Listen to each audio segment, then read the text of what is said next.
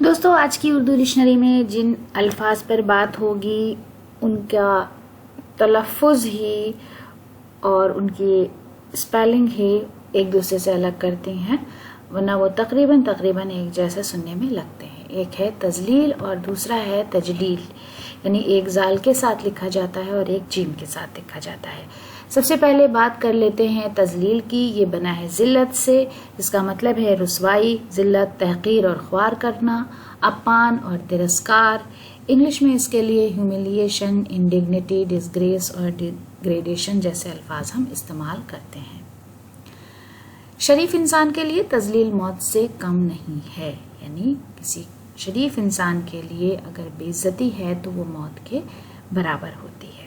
ساحر لدھیانوی کا ایک شعر ہے، ہم نے ہر دور میں تذلیل سہی ہے لیکن ہم نے ہر دور کے چہرے کو ضیا بخشی ہے۔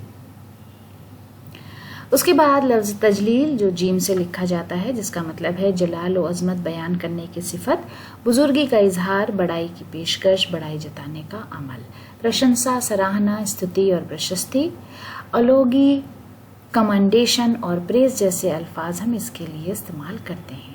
صوفی لوگ ہر وقت خدا کی تجلیل کے بیان میں کھوئے رہتے ہیں، یہ ہے جملے میں اس کا استعمال۔